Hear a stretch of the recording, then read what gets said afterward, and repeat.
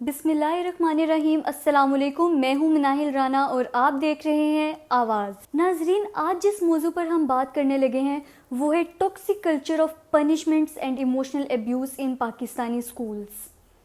याद रहे कि यहाँ पर एलीट्स की बात नहीं हो रही जो पाकिस्तान की टोटल पॉपुलेशन में 4% रोल प्ले करते हैं। यहाँ रिमेनिंग की बात हो रही है, रिमेनिंग 96% की, जिसमें से 2.5 करोड़ बच्चा तो वैसे ही पाकिस्तान का स्कूल नहीं जाता। मगर जो बच्चे स्कूल जाते हैं उन्हें किस तरह की एजुकेशन जो है वो प्रोवाइड की जा रही है, उस पर बात करेंगे।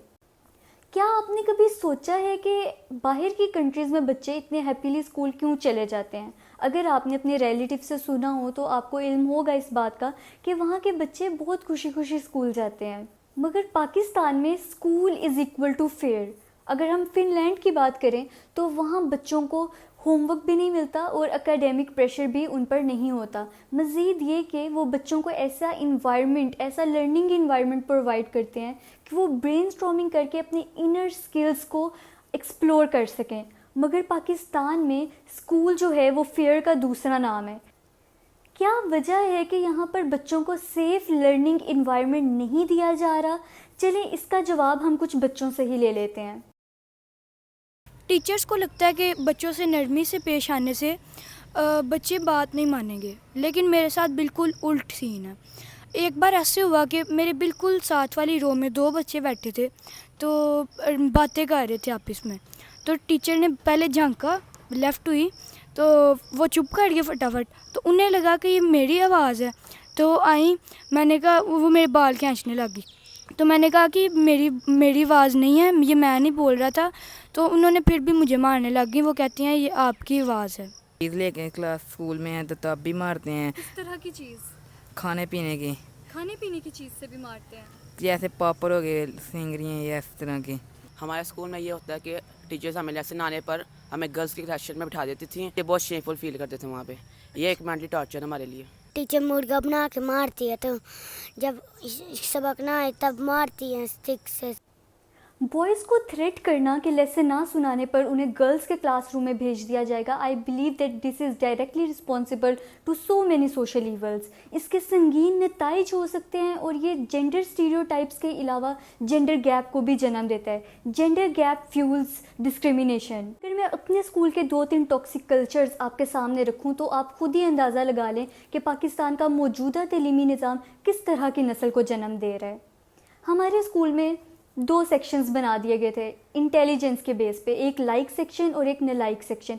फिर 8 से 2 जो भी स्कूल टाइमिंग होती है, डिफरेंट टीचर्स आती थी और बच्चों को एहसास दिलवाती थी बाकायदा कि आप नलाइक हो और आप ज़िंदगी में कुछ भी नहीं कर सकते। अब इससे रिज़ल्ट क्या आता है कि अगर बच्चे अपने अंदर की यूनिक एबिलिटीज़ को एक्सप्लोर करना चाह भी रहा है तो वो क्या करेगा कि उसके माइंड में ये चीज़ बैठ जाएगी कि मैं कुछ भी नहीं कर सकता and he will do nothing. जैसे कि सैयद मुज़म्मिल साहब का कहना था कि we are raising a generation of traumatized childrens. Then एक सब्जेक्ट में क्या होता था कि जनाब अगर आपके 15 आउट ऑफ 20 मार्क्स नहीं आए तो आपको क्राउन पहनाया जाता था। यूँ पेज लिया जाता था और उसको यहाँ पर फेल प्रिंसेस मार्कर से लिख दिया जाता था। Can you imagine the amount of embarrassment जो वो चाइल्ड जिससे गुजरा होगा उस टाइम? कैन यू इमेजिन कि किस तरह उसका सेल्फ कॉन्फिडेंस, सेल्फ इस्टीम या कुछ करने की कुव्वत किस तरह शेटर हुई होगी? क्या वो बच्चा, क्या वो तालिब इल्म नेक्स्ट डे स्कूल जाना पसंद करेगा?